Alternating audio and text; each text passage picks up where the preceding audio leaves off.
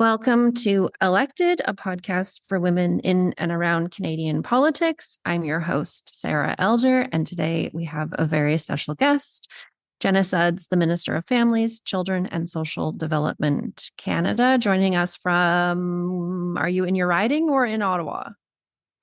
Same thing. My Yeah. riding is the west end of Ottawa. So yes, Ottawa is actually very large. it is a massive city, Yeah, like massive. geography wise. Geography wise Ma- and a lot of like rural as opposed to, yes, right? It's not just downtown Ottawa. it is shocking for folks who don't know the city well. We are one like geography wise, you can fit in Montreal, Toronto, Edmonton, and Calgary within our borders. Wow. If you can imagine that, we're only 1 million people, but it's quite spread out. Interesting. Well, and I know that you Yes, actually served on Ottawa City Council from 2018 to 21. I So did. you've cut your teeth municipally before jumping in federally.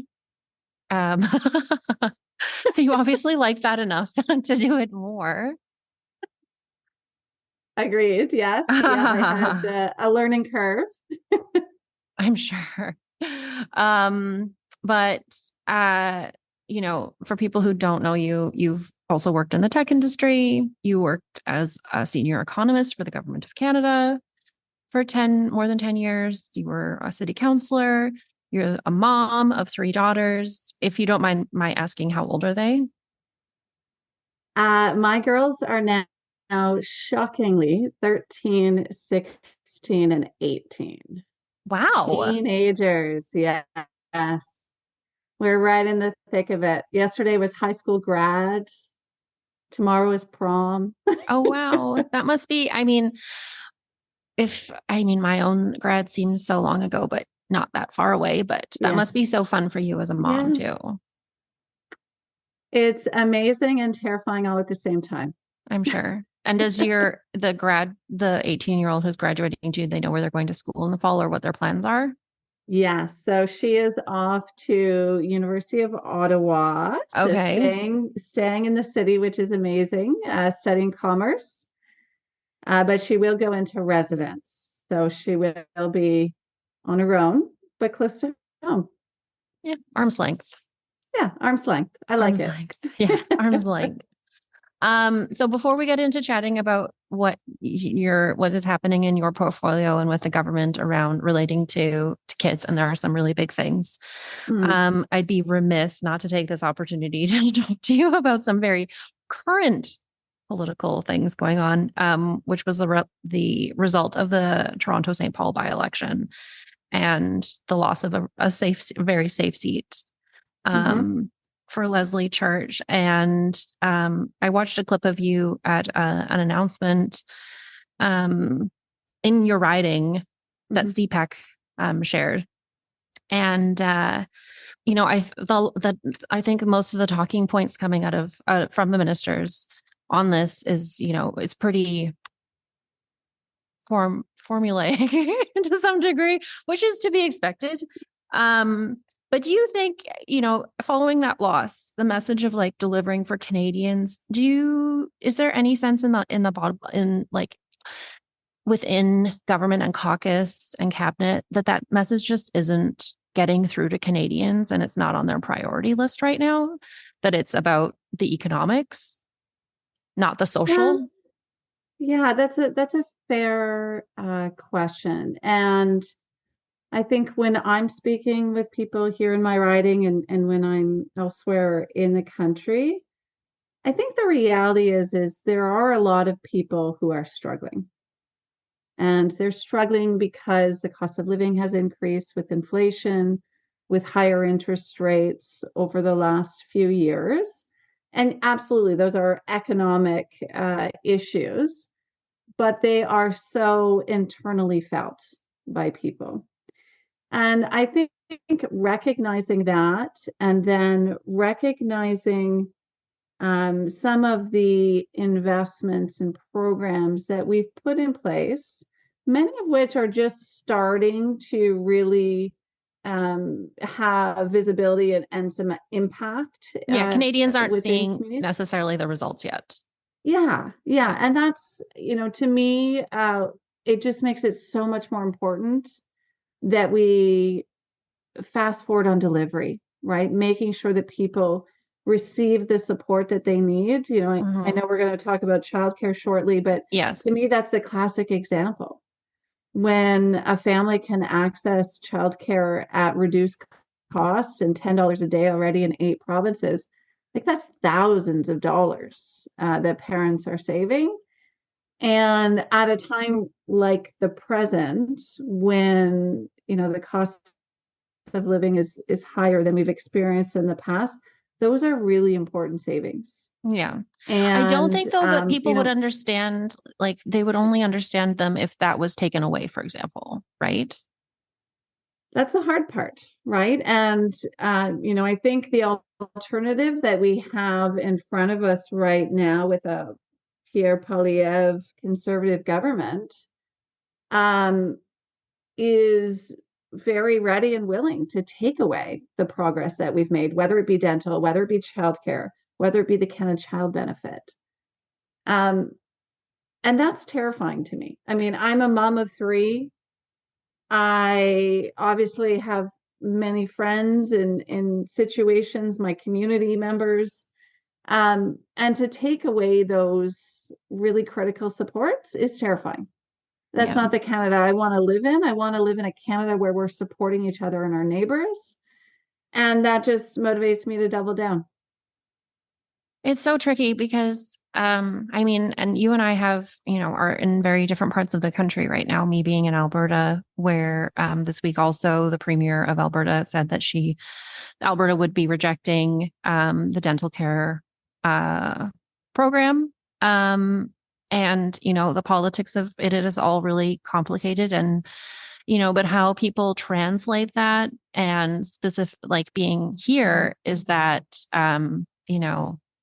the idea of the Trudeau Liberal government being, the encroachment of the federal government into the provinces, and we're doing fine on our own, and you didn't consult us, and we're open to negotiating. But if that really means that, that's a big question mark. And all of these politics are playing out at different levels in different provinces in different ways. And I think, I would hope any minister, is really just in the business of trying to make lives better, right? Mm-hmm. Exactly. Yeah, take the politics out of it, right? I think the Yeah. end goal here, in your example with dental care there in Alberta, I mean, the end of the day, all that we want is to ensure the people who need access to dental care have it, Yeah. right? And I think Minister Holland has spoken well on this. And the reality is we've seen thousands of Albertans register to receive this service. So if they are registering, that tells us there's a need. So let's figure out what those gaps may or may not be. Let's act like adults, and let's ensure that at the end of the day, we're focused on Canadians. We're focused on making sure they get the care they need. Yeah. One last super political, not that any of this is, it's all politics, but um, in ensuring that Canadians, get the services and the programs that you want to deliver as the Minister of families, children, and social development.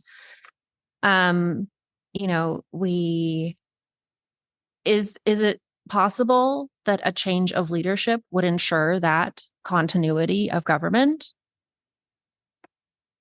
Well, I mean, I would push back on that, Sarah, in that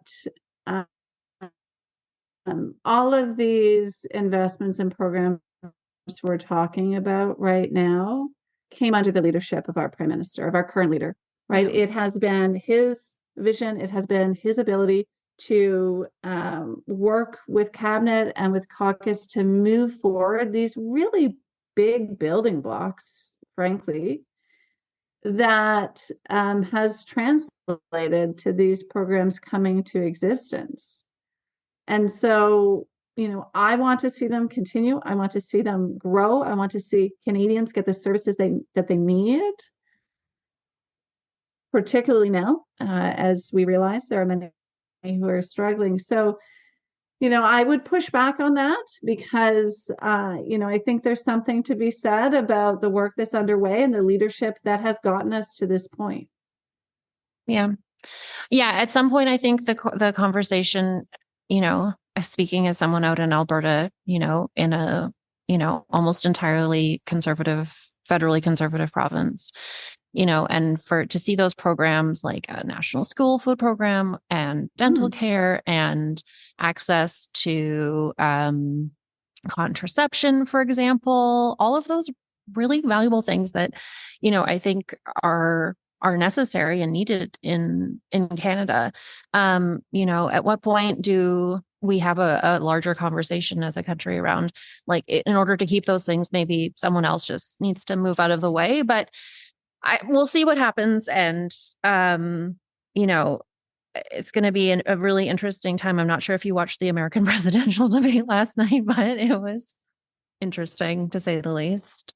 But focusing back on, your portfolio. So, I thought it was really interesting. So actually yesterday I recorded a podcast with a PhD candidate at the U of T, who's doing her thesis on the role of children in political consultation. Oh, fun. Yeah, super interesting. Super, super interesting. Yeah. So that was actually a great way to inform the conversation around like programming for school food programs in particular, and the involvement of youth in politics, because in 2020, Canada was ranked 30th in the UNICEF report card on child well-being outcomes. I think that obviously programs like a national school food policy would hopefully improve that. And, you've said, and I've said, and hopefully everyone can agree that hungry kids can't learn. Yeah. Right. So what's the status of that program rolling out? Sure. Big question, but an important one. This is something I think is incredibly important. Prior to rolling out the National School Food Program, we were the only G7 country who didn't have one. Mm-hmm. So there's been an incredible on-the-ground effort advocating for us to move towards this. It was a commitment we had made and now funded through budget 2024, $1 billion investment. And, I have to tell you, actually, I was in Calgary. It was probably 6 months or so ago. Calgary Brown Bagging for Kids is an organization there that is predominantly volunteer run, that is providing food to schools in the Calgary area. And, in speaking with the volunteers there and the organizers, as well as many other across the country, frankly, the reality is that ensuring that we invest in our kids, ensuring that there is food available for those who need it at school is so, so important. So the budget, of course, the announcement of the $1 billion funding was back in a few months back, but most recently, last week, I think it was June 20th, we announced the National School Food Policy itself. And I know that sounds bureaucratic, but it's an important piece of the work because the policy sets out the vision and the principles for what this is going to look like on the ground. So it's a vision about ensuring that we put forward a program in which all children have access, if they need it, at school in an inclusive way that is low barrier, that is culturally relevant, that incorporates healthy food choices and learning about food systems, sustainability, respecting the food guides, all of these key principles that are really, really critical, and now enables me to move forward to negotiate with the provinces and territories and Indigenous partners as to those funding allocations to be able to move this forward as quickly as possible. So we are at a point in time where those negotiations will be starting this summer. That'll be a major focus for myself. There's many provinces and territories already who've raised their hand that are very eager to be moving forward with us as a partner. There are Can I many ask, investments. is Alberta one of the provinces with their hand up? Well, Alberta's done some good work already, like not to discredit them. Yeah. There's certainly been investments at the provincial level already. We'll see how the negotiations go, of course. Yes. You know, these things are never as straightforward as we would like, but you know, I think it's hard to argue with making sure there's food in school, I right? mean, it should also be hard That's to a argue with no-brainer. clean teeth, but you know, um, right? Fair, Yeah. fair. And childcare, which, you know, there was different, yeah, it was a different time then, but yeah, there's you know, you would think these things would be simple and, you know, straightforward and in the best interest of Yes, people and you would. kids, But right? ultimately, I have to think that the Alberta government, pick your province, um, sees the importance of these investments and the ability now with federal support, with $1 billion on the table to reach more kids, Hmm. right? Like, I can't even imagine that this is political because to me, again, like as a mom, like I can't even fathom how anyone could possibly oppose this or not want to move it forward. Yeah. So, Well, all that to say, you know, the work continues. There's incredible, incredible stakeholders across this country, many of whom are doing the work. I mean, so many teachers who over the years have, you know, put their heart and soul and sometimes their own resources into making sure kids had food in their yeah. classrooms. Well, food bank use So is at an all-time high, right? There's so many critical issues facing children, yeah, like the mental health absolutely. crisis coming out of COVID, food security, you know, like the list goes on and on and on. It's just so hard to see, you know, politics being interjected into it when, you know, we could all be doing something about it. Exactly. So let's do it. Here's our Yeah. opportunity, right? Yeah, agreed.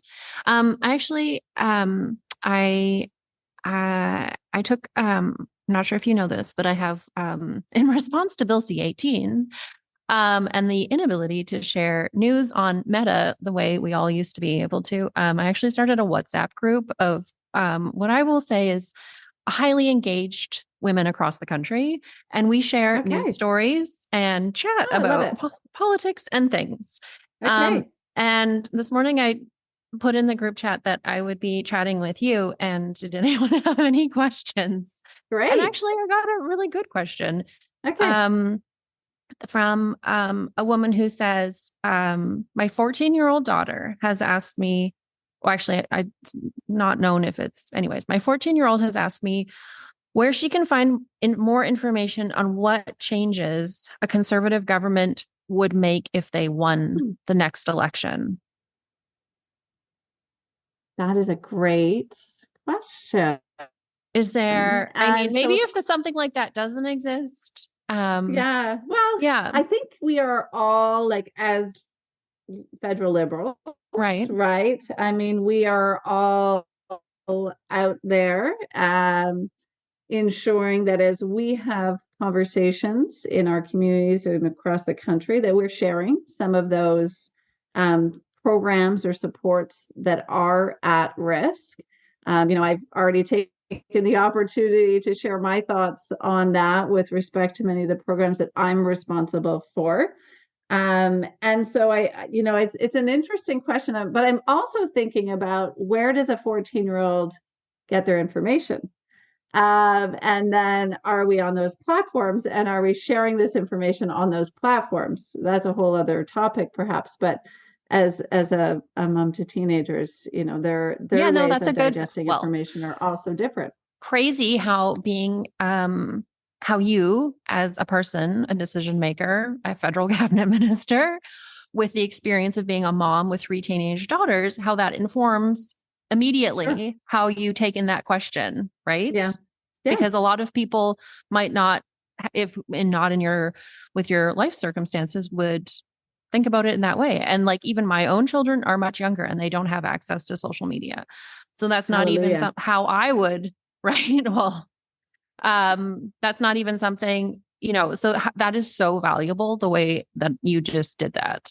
Oh, thank you. Well, I mean, I think about it all the time, to be honest, and it's not just children. I mean, it's even, Even different folks in adults. different communities and rural Yes. communities. And I mean, there's so many ways that information is digested these days. And the importance of making sure that you're reaching people and you're meeting them where they're at is so critical.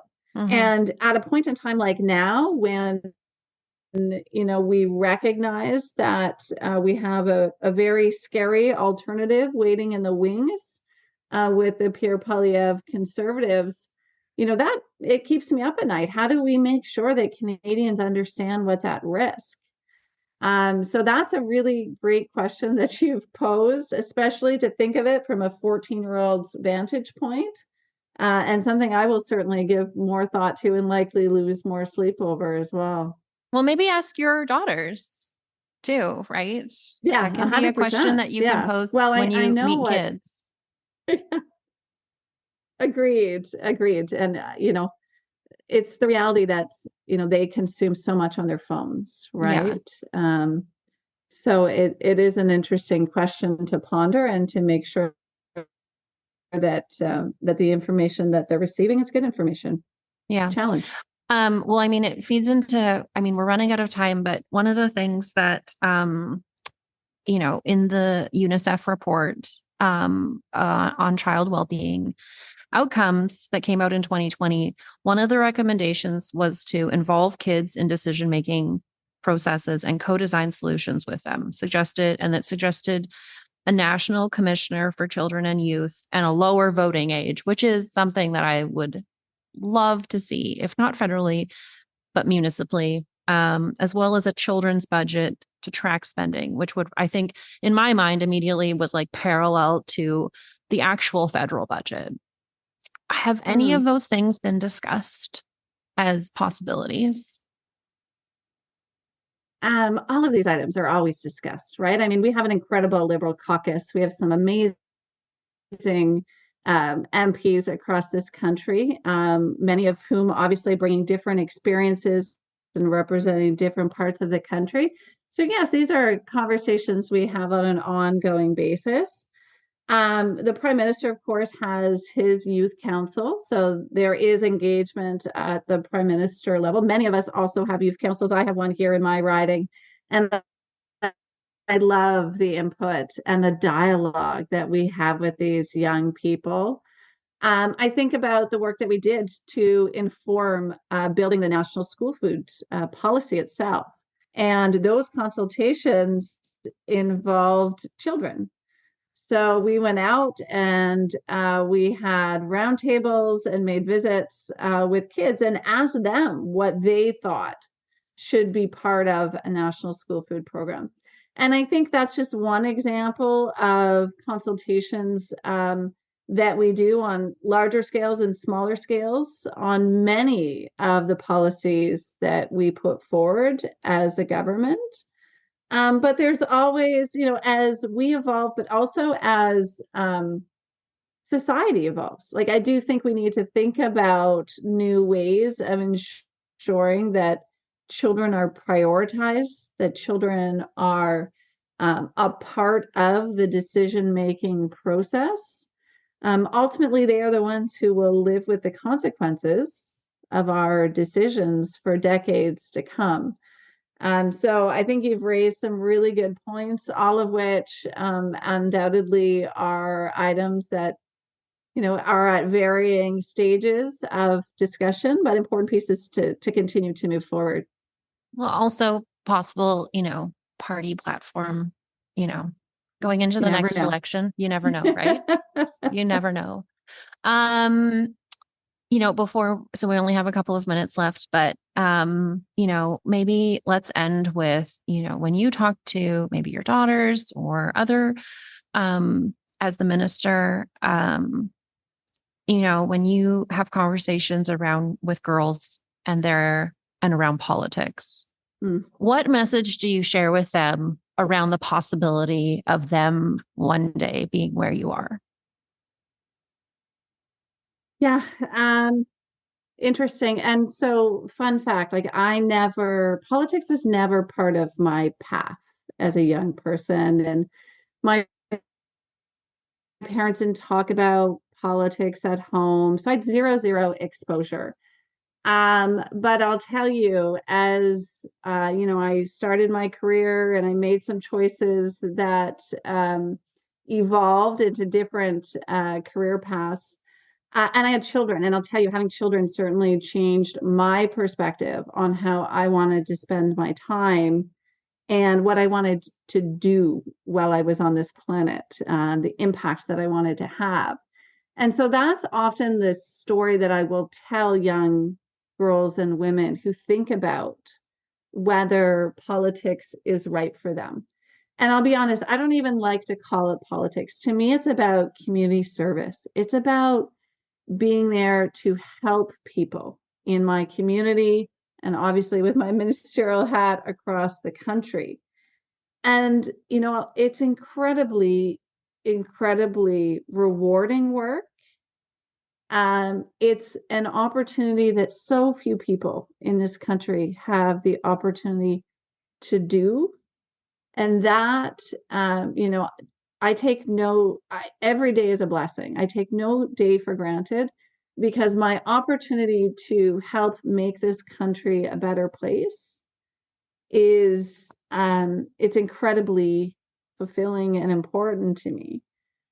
And I know as I said, I've got some teenagers in the house and they see it's not easy, right? These jobs are very demanding and frankly, as a woman at times, very difficult.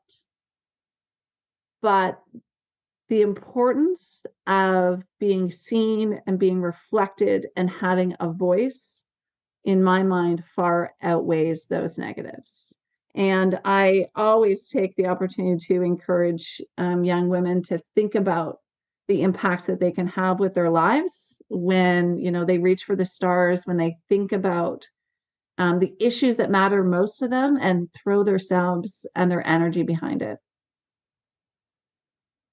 Well, I've enjoyed chatting with you. And as another woman who grew up with zero political exposure, You it's too. interesting how life, it is, choices and moments, Yeah, right, that can take you agreed. in directions that, you never imagined possible because Agreed. you didn't know that they existed until they did. Very true. And then you Yeah, take a leap of faith and exactly. yeah, Well, uh, amazing. yeah, I really want to thank you for your time. And I hope that this is that we can, I'd love to have you back at some point to keep talking about the work that you're doing. And, as the provinces sign on to this, Mhm. to the school food program specifically relating to Alberta. And I really do hope that we see that happen. I we'll all be watching, and thank you so much for joining me today. Yeah, thank you so much for having me, Sarah. And I'd love to come back and give you the scoop once we have some more progress. Thank you Yeah, for what you're doing. please come back to Calgary. Yeah, Yeah. I Yeah. love Calgary. Thanks. Amazing. Thank you so much.